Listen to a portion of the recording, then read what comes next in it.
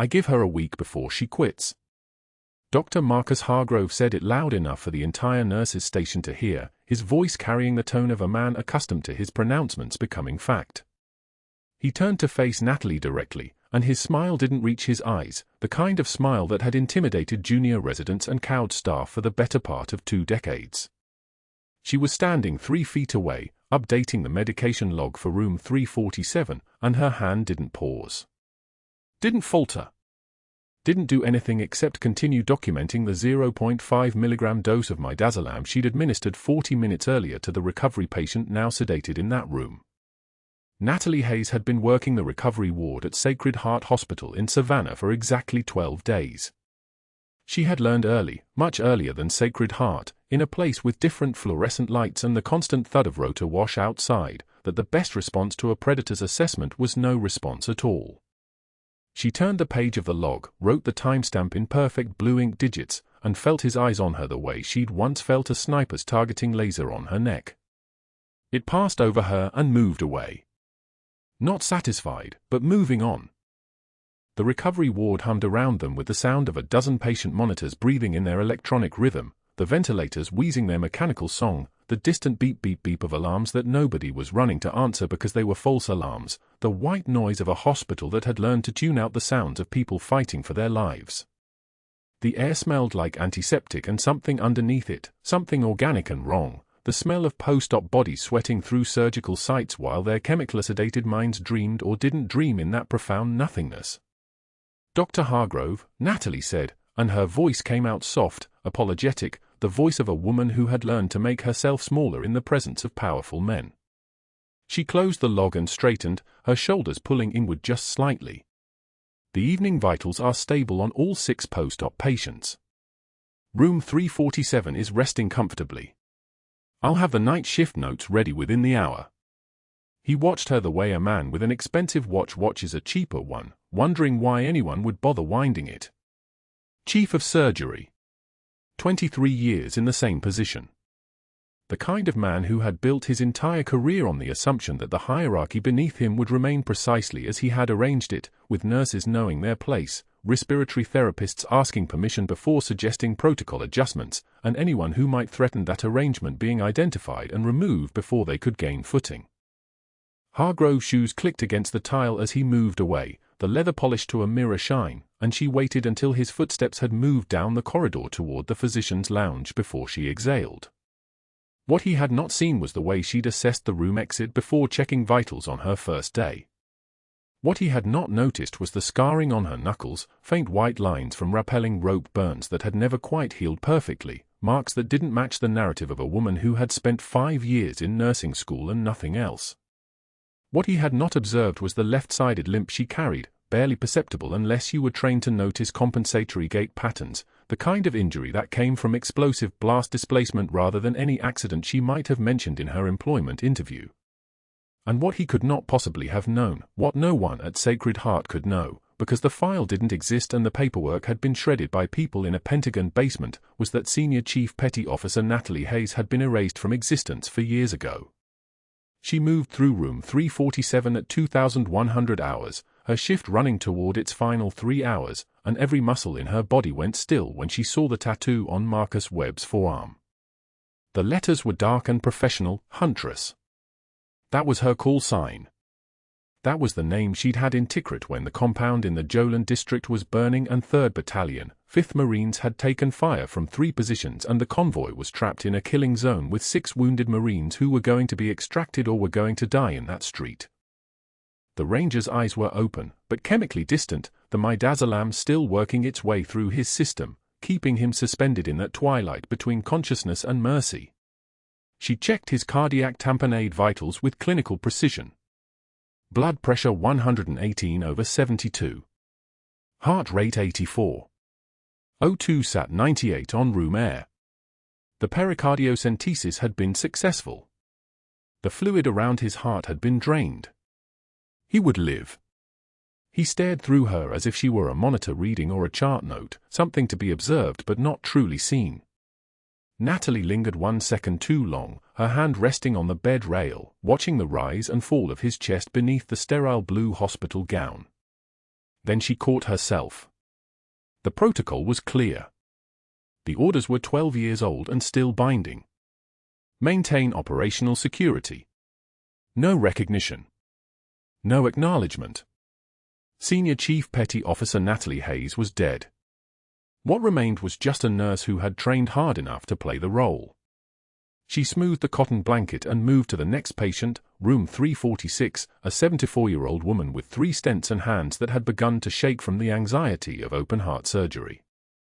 Natalie's own hands were steady as a surgical laser as she checked the woman's medication drip, documented the dose, and offered water with a straw, speaking in the soft voice of someone who had learned that gentleness was her armor. The woman gripped her hand. "Thank you, dear. You're the only one who actually listens." "You're going to be fine," Natalie said, and she meant it the way she meant everything, with the weight of someone who had seen much worse and lived to tell no one about it. By 02:30 hours, the ward had settled into the hushed rhythm of deep night. The patients were sleeping, their monitors spitting out their data into the void, and Natalie was in the medication room reviewing the evening shift notes and beginning to prepare for the morning med pass. This was when she worked best, the hours when the hospital's skeleton crew was thin, when she could move between rooms without the intensity of observation, when she could be thorough without feeling rushed. It was also when she began to notice the pattern. Room 344, post-op cardiac catheterization. The evening nurse had documented a dopamine infusion at 8 micrograms per kilogram per minute. Natalie pulled up the order on the computer system. The doctor's written instruction was for 5 micrograms per kilogram. The math was wrong by 40%. She flagged it in her notes and reached for the phone to alert the night physician. "What are you doing?" Dr. Hargrove's voice came from the doorway. He had changed out of his white coat. He wore a charcoal suit that probably cost what Natalie made in 6 weeks, and his presence in the medication room at 0250 hours was unusual enough that it registered as a breach of normal pattern. He was looking at her the way he had looked at her from across the nurse's station, calculating, assessing, trying to find the angle that would tell him who she actually was. Reviewing the med orders for morning, Natalie said. She turned the computer monitor slightly away from him. Found a documentation discrepancy in room 344. "I wrote those orders." "Yes, sir. The chart says 8 micrograms per kilogram, but—" "I know what I wrote, Nurse Hayes." The silence lasted exactly 3 seconds. In those 3 seconds, Natalie understood several things. She understood that Dr. Marcus Hargrove had written that prescription incorrectly and that he knew it, and that the fact that she had noticed it was the very thing he had come into the medication room hoping to prevent. She understood that in the hierarchy he had spent 2 decades constructing, nurses did not catch the mistakes of the chief of surgery. They did not flag discrepancies. They did not, under any circumstances, contradict his instructions. She understood that his hand had just moved into a pocket, and she had trained for enough years to recognize the gesture of someone reaching for authority, in this case, probably his phone, probably to make a call about a nurse who asked too many questions and noticed too much. "I'll correct it," Natalie said, her voice soft and apologetic, the voice of someone backing down, accepting hierarchy, knowing her place. She turned back to the computer and reached for the keyboard. But what she did, instead, was to take a photograph of the screen with her phone. The order. The timestamp. The dosage. Evidence. Hargrove watched her for a moment longer, his expression shifting from calculation to something that might have been irritation. Then he turned and left, his expensive shoes clicking back down the hallway toward wherever powerful men went in the hours before dawn. Natalie waited until his footsteps had faded completely. Then she opened her locker and reached for the jacket hanging on the back hook, the one she'd worn on her first day, the one she would wear on her last day if it came to that. Inside the lining, sewn with military precision into a hidden interior pocket that a hospital administrator would never find, was the faded unit patch from the 160th Special Operations Aviation Regiment. She touched it the way she touched it every morning before her shift, a ritual she'd maintained for 47 months, one acknowledgement that the woman she had been was still there, still awake, still watching the room exits and assessing threats. She let her hand fall away. Morning rounds would begin in 3 hours. Morning rounds hadn't started yet when Dr. Hargrove arrived at the nurse's station like weather moving in, the kind that changed the pressure in a room before it changed anything else. Natalie was updating a medication log, her handwriting precise, surgical, when his voice cut across the station loud enough for everyone to hear it. "I give her a week before she quits. Any takers on that bet?" He was looking directly at her, but addressing the room. Natalie didn't look up from the chart. Her pen kept moving. One smooth line. The fluorescent lights hummed overhead like they were holding their breath. Around her, the nurse's station went quiet in that particular way hospitals know, not silence, but the sound of people deliberately not reacting. A monitor beeped 3 floors down. A call light chimed somewhere in the east wing. Nobody met Dr. Hargrove's eyes. Nobody met hers. She took one measured breath. The pen finished the line. She set it down. Her hand was steady. Her jaw was steady. But when she finally looked up, there was a single tear sliding down her right cheek, not from fear, but from something colder than that. Something that looked like understanding. She wiped it away without breaking eye contact with Hargrove, then turned back to the chart as if he'd already left the room. He hadn't. He was still there, watching her not react, and the irritation in his face suggested he'd been counting on something different, a flinch, maybe, or anger, or the satisfaction of watching a young nurse crumble under the weight of public mockery. Instead, she'd given him nothing. The trembling wasn't fear. It was restraint. She had 18 years of command in her posture, and he was seeing exactly 2 weeks of deferential nursing. The disconnect seemed to unsettle him. He turned on his heel and headed toward the surgical wing. 2 days passed without incident. Natalie worked her shifts, documented observations, ran labs, held the hands of patients waking from anesthesia, the invisible architecture of hospital care that nobody saw until it wasn't there. Tuesday morning came and went. Tuesday afternoon arrived with the particular humidity of Georgia autumn pressing against the windows. The cafeteria was crowded at 12:06 p.m. Nurses from 3 different units, respiratory therapy staff, 2 residents grabbing lunch between codes. Natalie had taken her tray to a corner table, grilled chicken, steamed vegetables, water with lemon, and was halfway through when the approach happened. She didn't hear him coming. That should have been her first warning. Senior Chief Petty Officer Natalie Hayes heard everything. It was the difference between living and not living in a combat environment. But in this hospital, in this fluorescent-lit cafeteria, she was practicing being deaf. Dr. Hargrove's hand came from above and to the left, trajectory calculated, and her lunch tray lifted straight up then forward, gravity taking over. The plastic plate went one direction. The water cup went another. Her salad scattered across the tile floor like evidence, lettuce, croutons, dressing pooling into a mess that demanded attention. "Clumsy today, aren't we, sweetheart?" His voice carried. It was meant to. Natalie watched the salad pieces skid across the floor. Around them, people suddenly became very interested in their own meals. A resident studied his sandwich like it contained classified information. 2 nurses from the day shift found the ceiling fascinating. The cafeteria's ambient noise, the clink of trays, the hiss of the espresso machine, the murmur of conversation, continued without missing a beat, but everyone had seen it. Everyone had registered the power dynamic. Everyone had chosen not to intervene. Natalie didn't move at first. She let the moment settle. Let it sit in the room like humidity. Then she stood, picked up her tray, and knelt, moving with the kind of grace that suggested she'd cleaned up worse things than salad in smaller spaces, and began gathering the pieces. Her hands moved on their own, muscle memory older than this hospital, older than this identity. Her colleagues watched her kneel on the tile floor of the cafeteria while a surgeon stood over her, and nobody said anything. She stood. Tray collected. One measured breath. "Only one of us is, doctor." Her voice didn't shake. It came out steady as a surgical laser. She turned and walked to the trash bin, disposed of the mess, and returned to her station without looking back. But the look she'd given him, brief, eye contact unbroken, the kind of calm that comes from having already survived the worst, had landed somewhere inside his chest. She could tell by the way his jaw tightened. That afternoon, discharge papers crossed her desk.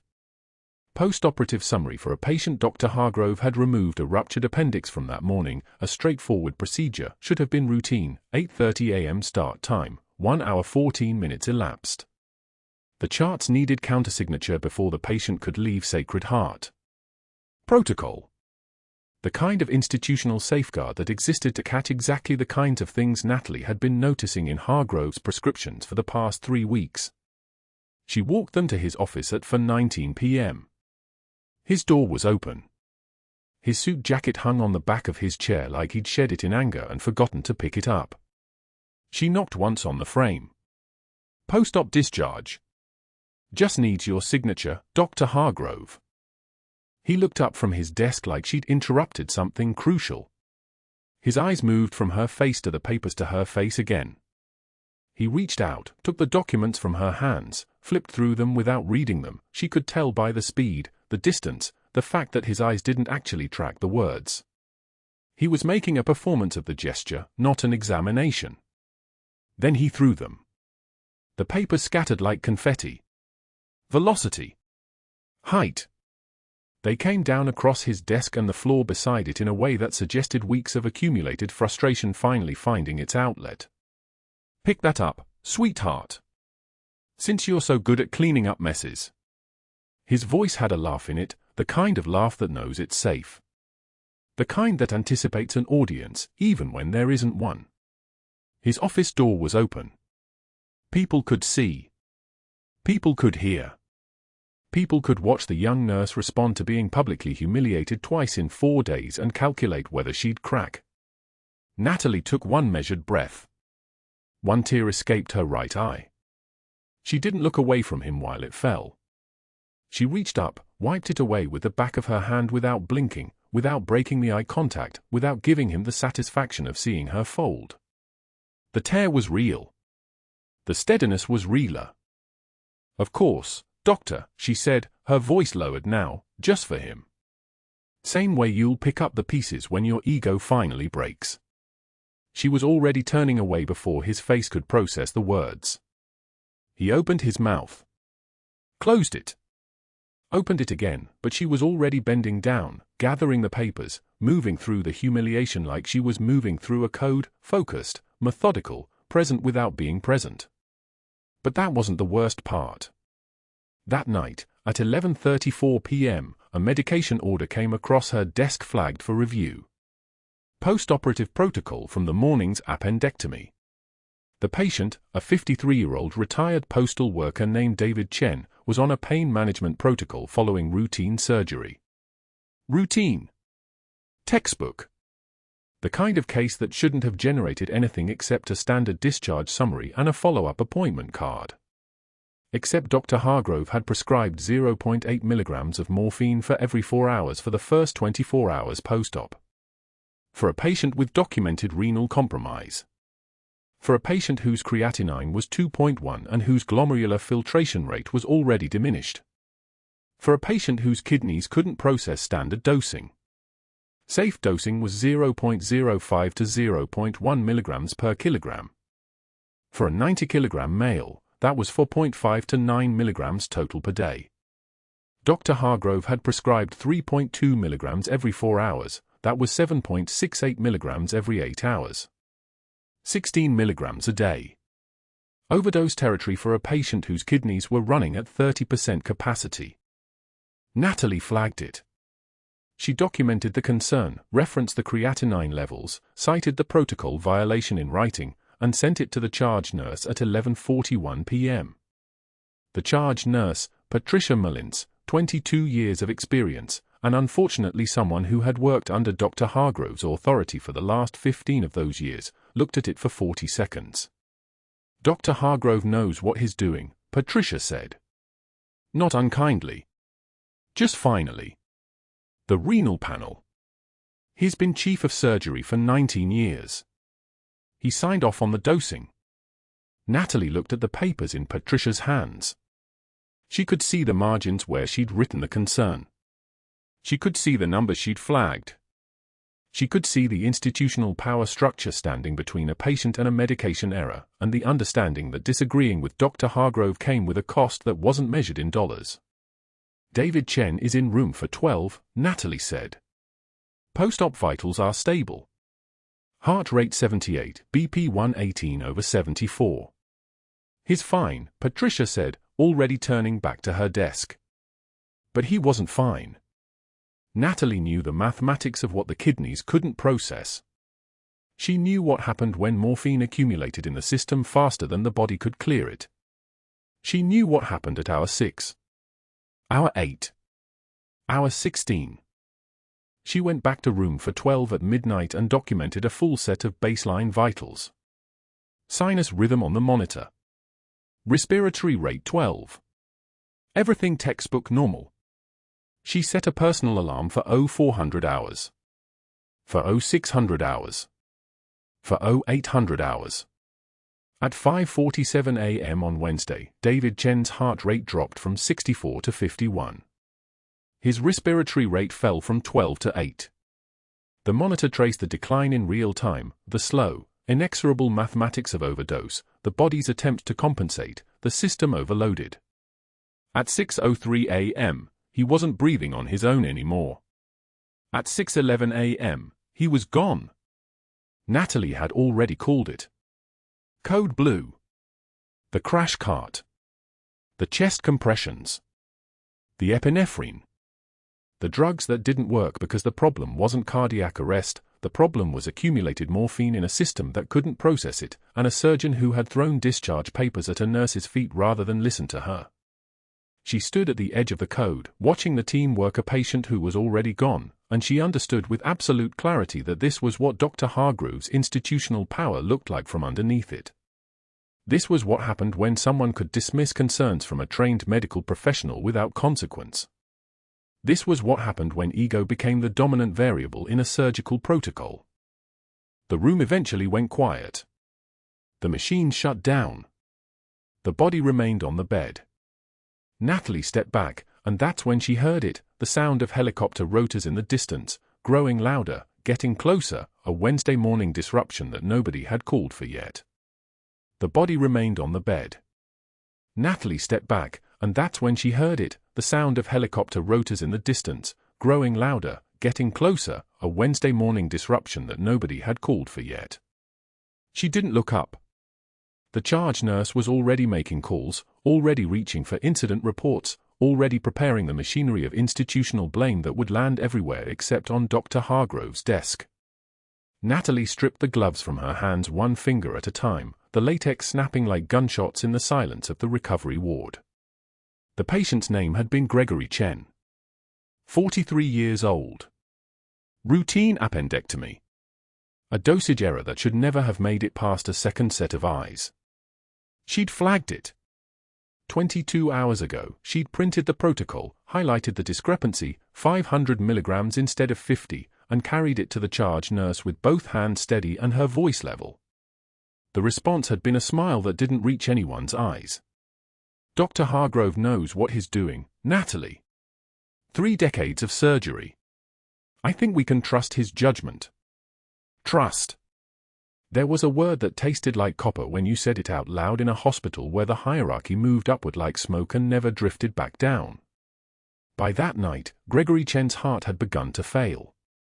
By morning, no amount of epinephrine or chest compressions could bring him back. She'd watched his wife sign the papers. Watched her collapse against the doorframe of the family consultation room. Watched her ask, over and over, if there was anything they could have done differently. Natalie had known the answer. She'd known it 22 hours before the flatline. The fluorescent lights buzzed overhead like mechanical insects trapped in plastic. She pulled her hands down, studied the calluses on her palms, thick as leather, permanent reminders of things she'd spent 3 months trying to forget. 3 months of deferential nods and soft apologies and the careful architecture of a civilian life she'd built one small brick at a time. And it was all built on a foundation of lies.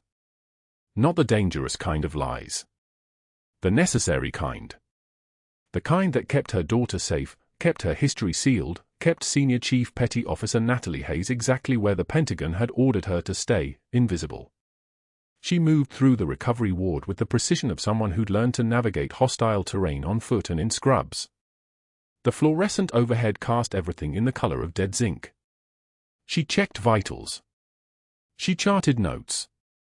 She did the work that no one saw because nurses weren't supposed to be seen, they were supposed to be useful, quiet, compliant. The way Dr. Hargrove had made clear she was meant to be. The way every institution from here to Walter Reed expected women in her position to behave. But something had shifted that morning when she stepped back from Gregory Chen's body. Some small gear had turned in a place she'd sealed off 3 years ago.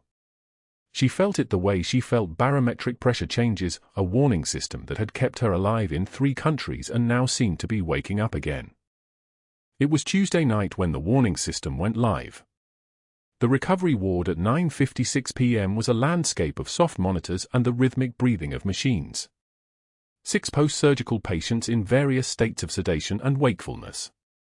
2 nurses on shift, Natalie and Marcus's overnight care tech, a kid named Derek who was 23 and working his way through nursing school 1 midnight shift at a time. The charge nurse was down the hall in her office updating charts. The nearest security officer was 2 floors away. Natalie was checking the 4 line on room 346 when the double doors at the far end of the recovery ward exploded inward with the kind of violence that doesn't announce itself. They just came apart like someone had ripped the handles clean off.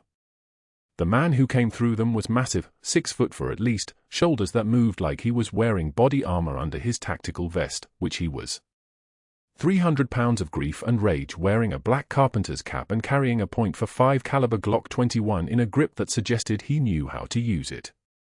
His pupils were blown wide, dilated past any normal threshold, and when his mouth opened, the sound that came out was something between a howl and a scream.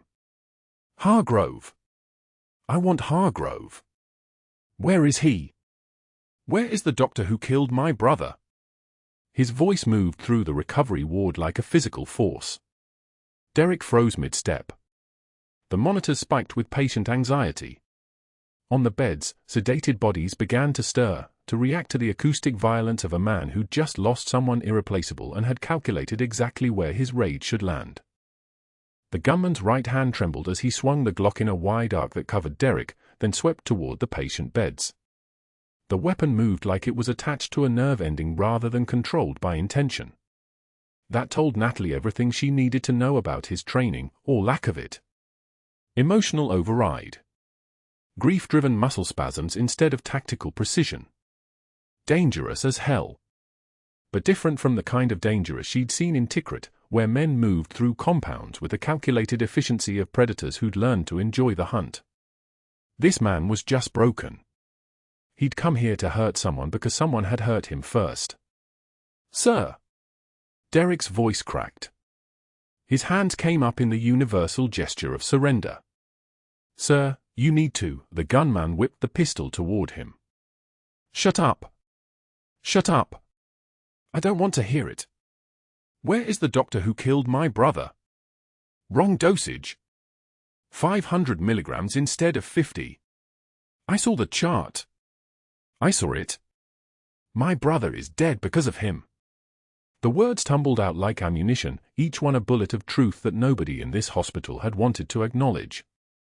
Natalie's jaw tightened. She saw Derek's face drain of color. The kid was doing the mental math, the same calculation she'd made 36 hours ago. Wrong dosage. Preventable. Dead. She heard footsteps. Security was coming from somewhere, but not fast enough. The nearest officer was still 2 floors away. The radio on the wall crackled with incomprehension, dispatch trying to make sense of a report that didn't fit standard protocols. Active shooter. Recovery ward. Hostages. 6 patients. All sedated. All vulnerable. All trapped in beds they couldn't leave. Natalie's hands moved first. The part of her that had learned to survive did what it always did, it assessed, calculated, responded. The man with the gun was standing approximately 12 feet from the nearest patient bed. His stance was wide, feet planted in the aggressive posture of someone with no training in weapon retention. His grip on the Glock had started to shake, grief and adrenaline burning fuel faster than his nervous system could regulate. He needed to stabilize.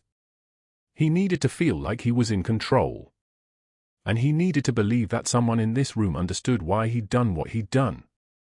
She saw Derek backing toward the call bell. "Smart kid." She mouthed at him, "Get out. Go." He went. The recovery ward suddenly felt much smaller. Just her, the gunman, and 6 sedated people who trusted that the hospital would keep them safe. Natalie moved into the open floor space with the kind of stillness that military training taught. No sudden movements, no aggressive posture, just presence. Her scrubs were the color of surrender. Her hands were visible. Her voice, when she spoke, dropped into a register she hadn't used in 3 months. Smooth as a tank idling in a garage. "Sir, your brother deserved better care." The word stopped him for exactly 3 seconds. His pupils tracked toward her.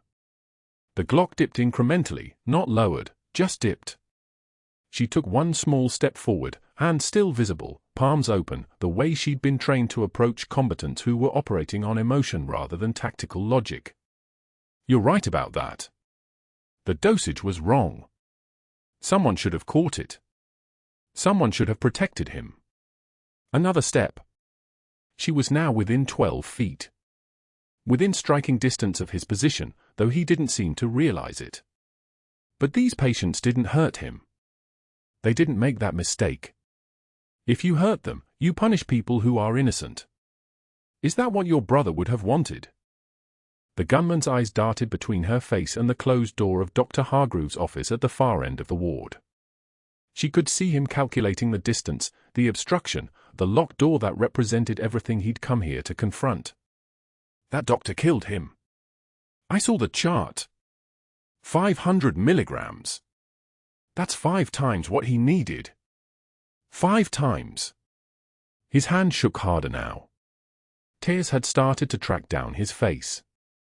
Not weakness, just the physical overflow of a system flooded with cortisol and adrenaline and loss. Natalie had seen this in Jolan District when men realized they were about to die. The same expression.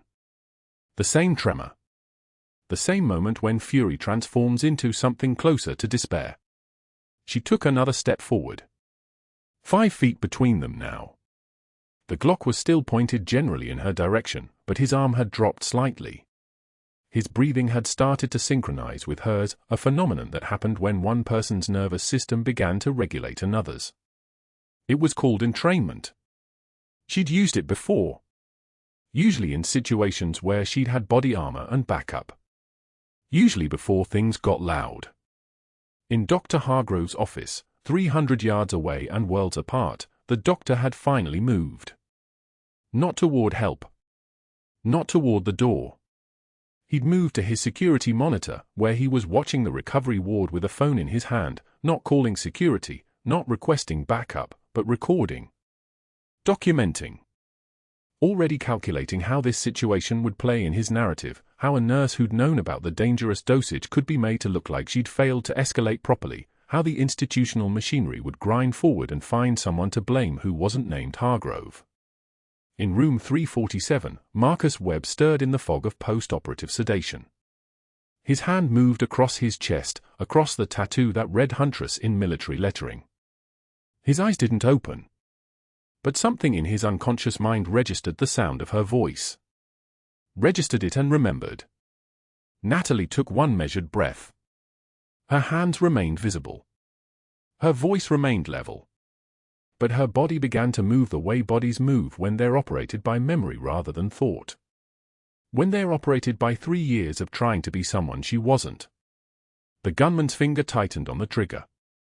And that's when Natalie Hayes, Senior Chief Petty Officer, decorated combat veteran, woman who'd spent 90 days pretending to be smaller than she was, did what she'd been trained to do in a hostage scenario with an emotionally volatile suspect and no backup. She prepared to move in a way that would change everything. Muscle memory doesn't think. It just moves. 3 years of practice. Civilian slowness evaporated like smoke as Natalie assessed the geometry of the recovery ward, the gunman's stance, the distance between them, the way his grip on the .45 wavered when his emotions spiked. She'd catalogued it all in the 17 seconds since he'd burst through those doors. 17 seconds of watching 6 post-surgical patients flinch in their beds, watching him pace like something caged and desperate, watching his brother's death reshape itself into rage that needed a target. Dr. Hargrove was in his office now. Locked. Recording. She'd heard the lock turn before she heard the first gunshot into the ceiling. For strides. That's all she needed. The first stride bent her knees, lowering her center of gravity. Her scrubs whispered against her legs as she moved, rubber-soled hospital shoes finding perfect purchase on the linoleum tile. The second stride closed half the distance. The gunman's head snapped toward the movement, too slow, always too slow when grief and rage were the only things driving your nervous system. The third stride put her within arm's reach, and every neuron in Natalie's body fired the way they'd fired 1,000 times before in places she couldn't name to people she wasn't supposed to remember. The fourth stride was commitment. Her left hand rose with the precision of a surgical instrument, meeting his gun arm at the wrist. Not a grab or a capture. Her fingers found the pressure point where the radius and ulna converged, applied force at exactly the angle that made resistance impossible. His wrist rotated involuntarily, and the gun, still clutched in his hand, rotated with it. The snap came next, audible and final, the kind of sound that lives in the space between physics and pain. His fingers spasmed open. The pistol clattered across the linoleum floor like something dropped from a great height, sliding under the supply cart with a metallic scrape that echoed through the entire ward. Natalie's right hand was already moving, already committed to the second phase of the technique. She pivoted her hips, using his own momentum, his body's weight in motion, his instinct to resist, and redirected all of it toward the floor. His face came forward. The linoleum came up. The impact was heavy. Wet. His breath exploded out of him. Before he could process the fact that he was on the ground, before his brain could catch up to what his body had just experienced, Natalie's left knee was on his back, her weight distributed perfectly to keep him pinned without crushing his lungs. Her right hand had already transitioned to his wrist lock, maintaining control of the arm that had held the gun. Her voice emerged calm and measured, the kind of calm that comes from having already survived the worst that violence has to offer. Don't move. Security's coming. The gunman gasped. His right arm scrabbled uselessly at the tile floor. His eyes were wide, unfocused, the rage dissolving into pure animal confusion. Natalie's breathing remained steady. Her hands didn't shake. The 3 years of practice smallness, the deference, the quiet head nods, the way she'd learned to take up less space in hospital corridors, had been a costume. A very convincing one. But underneath, the training was still there. The same precision that had kept her alive in the smoke and chaos of Tikrit had just neutralized a 300-pound man with a loaded pistol in 4.3 seconds. The recovery ward exploded into motion around her. One of the post-surgical patients started sobbing. Another reached for his call button.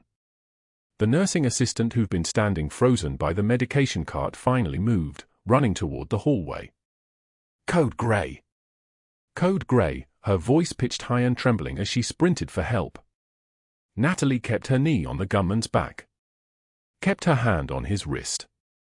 Kept her breathing steady. It's okay, she said to the patients, her voice dropping into the tone she used for the dying, the tone that said the world had stopped spinning out of control and someone trained was here now. Nobody move. You're safe. Help is coming. Behind the reinforced glass of his office on the third-floor landing, Dr. Hargrove was still watching.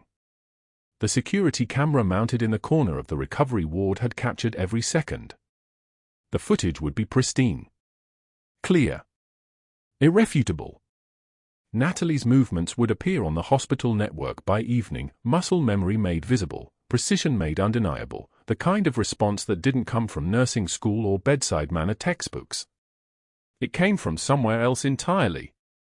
Somewhere official. Somewhere classified. He saw what she did. What he didn't see, what his institutional privilege and 20-year tenure had trained him never to see, was a hero. He saw a liability.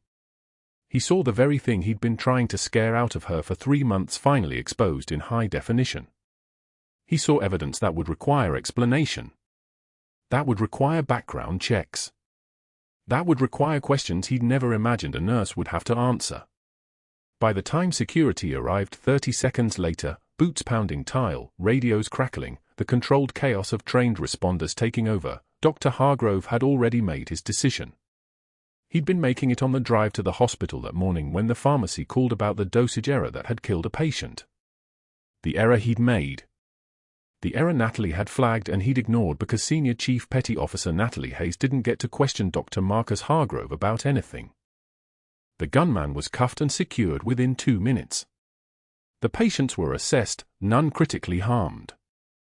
Natalie released control of her restraint with the same calm she'd applied it with and stepped back, letting the security team take the suspect toward the holding room while they waited for Savannah PD.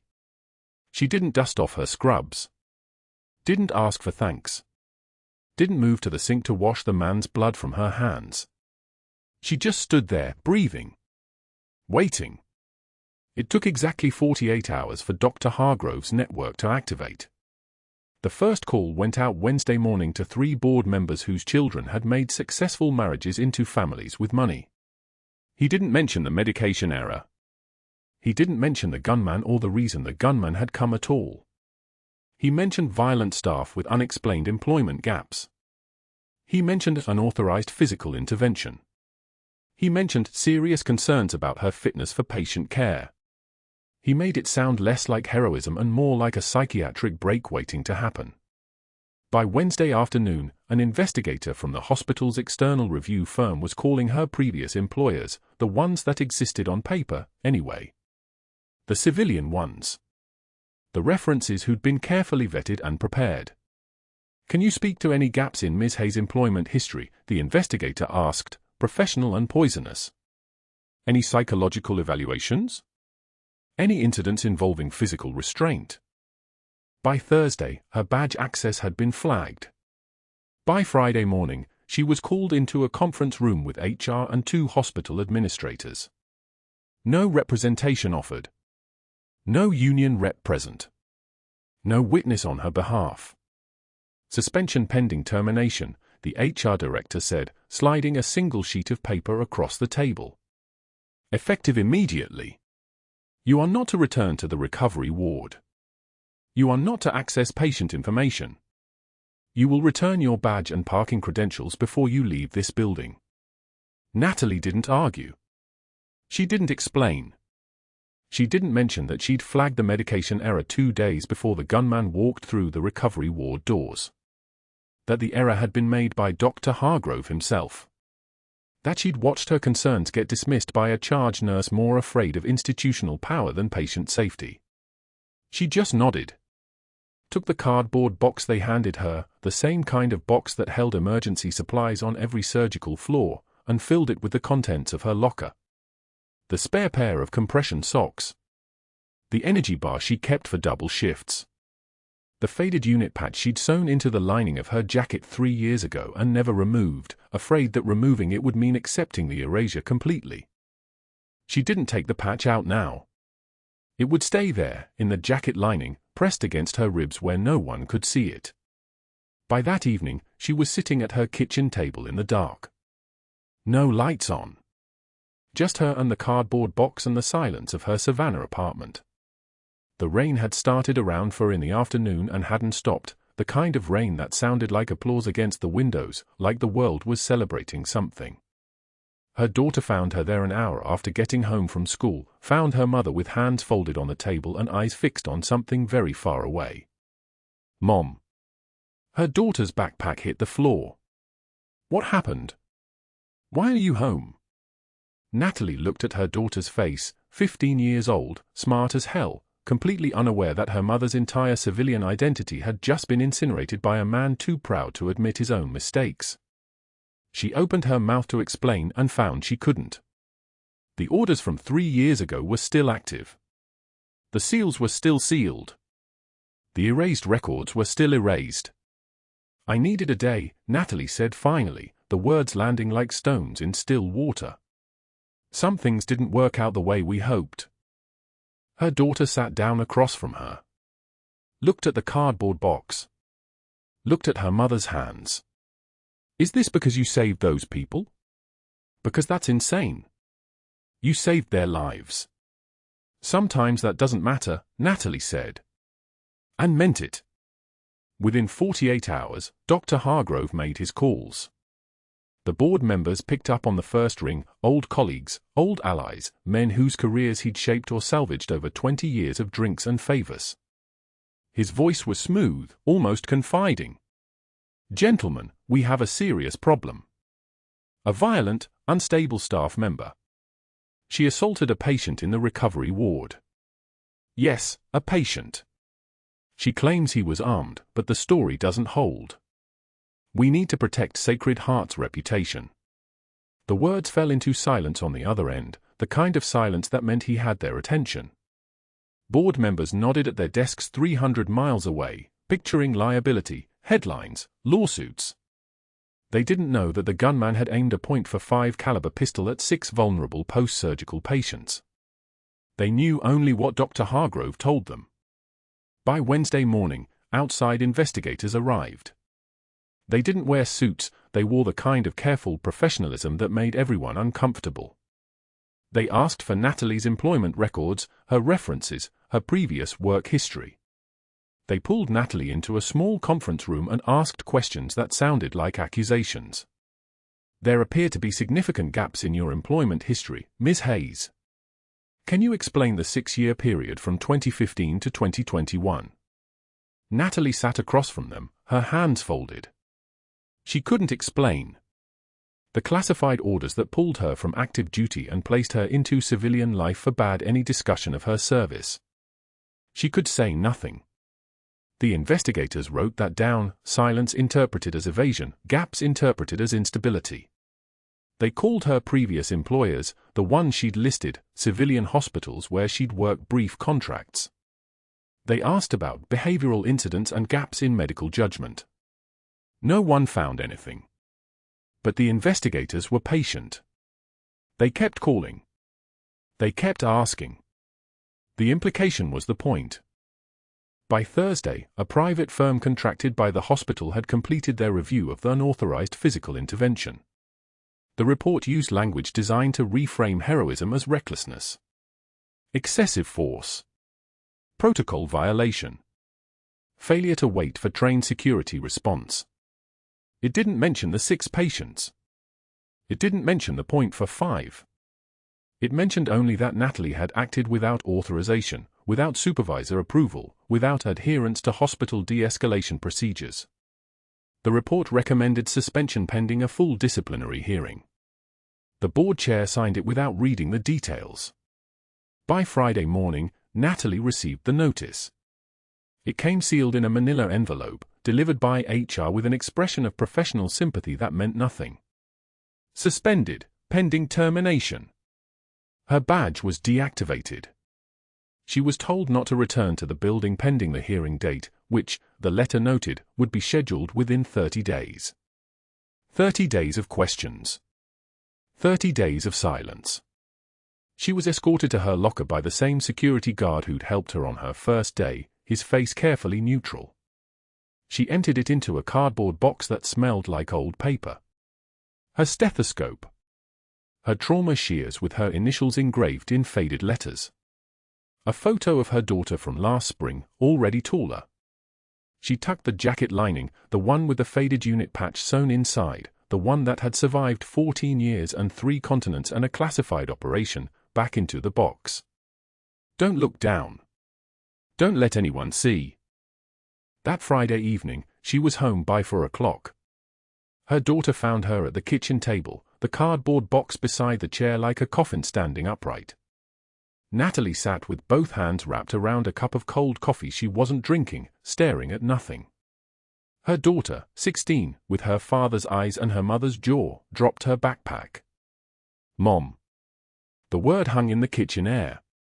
Natalie looked up, and her daughter saw something she'd never seen before, a fissure in the composure, a tremor that wasn't physical. Not tears. Something worse. Surrender. "I can't explain it, baby," Natalie said. "It's not. I can't." Her daughter sat down and didn't ask again. She reached across the table and put her hand on top of her mother's cold hands, and they sat like that in the Friday evening light while the coffee went colder. The hospital board meeting was scheduled for the following Monday at 2 p.m. Dr. Hargrove sat at the head of the conference table, flanked by 2 board members who'd taken his calls. The chair opened the hearing with procedural language. Then one board member pulled up security footage on a laptop. There was the recovery ward. There was the gunman. There was Natalie, moving like water, like wind, like something with a purpose that transcended fear. For strides. The gunman's arm pinned. His body driven into linoleum. Done. The room watched it play. Someone's breath caught. The board chair looked directly at Dr. Hargrove. "Doctor, you documented concerns about Nurse Hayes' conduct from her first week of employment. Did you, in fact, override a medication dosage flag she submitted on the patient who died that morning?" Silence lived in the room. Hargrove's mouth opened. Closed. Opened again. That was when Marcus Webb appeared in the doorway. He was still moving carefully, still favoring his left side, but his eyes were clear-water blue and focused. He'd woken from sedation 40 minutes ago and heard her voice in the hallway. Heard it and known it. The voice that had dragged him 300 meters across scorched earth in Tikrit while the compound burned behind them. The voice that had held his tourniquet while medics ran. The voice that had checked his pupils at midnight in a phi base where everyone was screaming and she was the only one who was quiet. He moved to the conference room door and steadied himself against the frame, breathing like he'd just come out of the water. "Huntress," he whispered. The room didn't just go silent. The room went dead silent, the kind of silence that happens when everyone at once realizes they've been holding their breath. The board chair's hand stilled on the table. A junior member's pen stopped mid-sentence. The institutional power that had filled the room 10 seconds before seemed to evaporate like alcohol on hot glass. Natalie's daughter stood first. She'd been there, sitting in the back row with her mother, the only person who'd showed up for Natalie, and she stood with the kind of clarity that comes from understanding, finally, who her mother actually was. "That Senior Chief Petty Officer Hayes," her daughter said, her voice steady as a command. "And you should probably shut up now." The head trauma nurse, a woman named Patricia who'd worked recovery for 18 years and knew Natalie's file by heart because she'd been the one pulling those charts, her hand started shaking. She read from Marcus Webb's medical file, the one she'd just reviewed. Patient notes indicate he served with 3rd Battalion, 5th Marines, Dark Horse Company. Medically documented with Navy Cross recipient. Her voice was barely audible. "Oh my God." Marcus gripped the doorframe. His voice came thin but steady, Navy Cross. The board members' faces changed. 2 bronze stars. Another room member shifted. Purple Heart. Someone made a sound like a whisper. "She carried 4 of us out under enemy fire while the compound burned." The silence that followed wasn't shock. It was recognition. The terrible, dawning recognition of a room full of ordinary people who suddenly understood they were standing in the presence of something they'd been taught to respect but had never actually encountered. An FBI liaison who'd been sitting quietly in the corner the entire meeting, one person no one had asked about or considered, stood and buttoned his jacket. Senior Chief Hayes was part of a joint task force operation that officially never happened.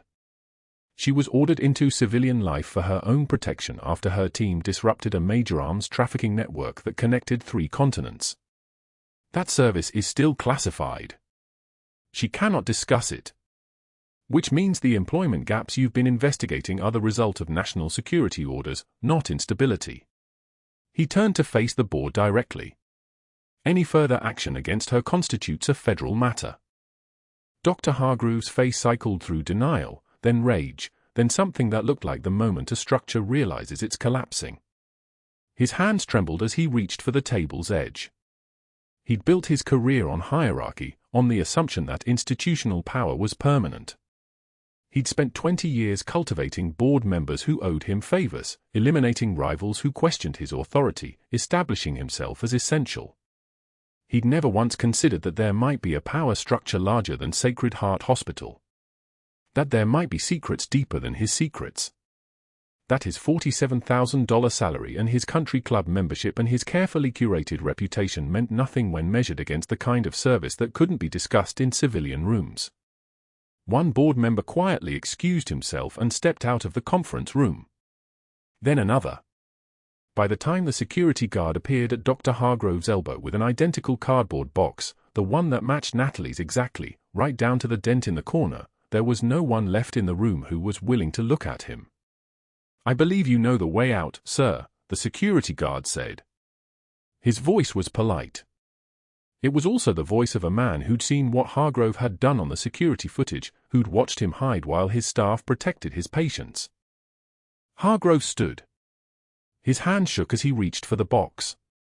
He walked past Marcus Webb without making eye contact. He walked past Natalie's daughter without acknowledgement. He walked toward the door where Natalie stood, and for a moment his eyes met hers. What he saw there wasn't anger. It was worse.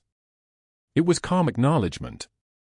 The same calm she'd shown when he threw her papers at her feet, when he knocked her lunch tray from her hands, when he tested her breaking point 100 small ways.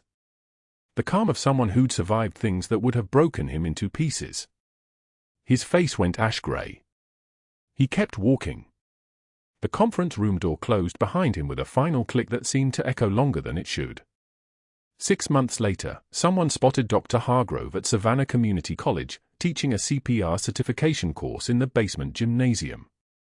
He wore a polo shirt with the college logo stitched over the pocket, and his hands moved through the motions on a dummy chest with the mechanical precision of a man who'd lost the thread of why anything mattered. Minimum wage. No credentials. No authority. Just a voice saying push, push, push to rooms full of people who'd never heard his name. At Sacred Heart's recovery ward, Natalie Hayes adjusted the faded Special Forces unit patch on the bulletin board above her desk. She'd removed it from her jacket lining, the place it had been hidden for 3 years, the place it had been sealed when she was ordered into civilian life. Now it was visible. Now it was there. Dark thread on faded fabric, worn by hands that had held other hands through the worst moments of their lives. Soldiers. Civilians. Children who'd been hit by cars. The patch held all of it. Marcus Webb appeared during his final follow-up appointment, moving without the limp now, stronger. He stopped by the recovery ward between procedures. When he saw Natalie, he gripped her hand. His eyes had the quality of someone who'd just remembered something he'd been searching for his entire life. "I knew something was familiar. I'm sorry I didn't remember sooner," he said. She smiled. Not the practice smile she'd worn for 3 years. The real one. "You weren't supposed to. But I never forgot." She paused. "Still don't need anything, Petty Officer Webb." He laughed, a real sound, surprised out of him. "Just some Jell-O, Senior Chief. I'm always good with Jell-O." Her daughter worked part-time at the nurse's station after school now. She wore a pale blue volunteer shirt and carried charts with the same precision her mother used. When new nurses asked about the patch, the senior staff told them the story. Not as gossip. As legend. As the thing that happened when you tested someone who'd already survived the unsurvivable. The hospital CEO personally apologized and offered Natalie a position developing crisis response protocols, new procedures that centered on clinical judgment over hierarchy, on patient safety over institutional reputation. She accepted on one condition, that any concern about treatment protocol could never be overridden by rank or seniority again. The CEO agreed before she finished the sentence.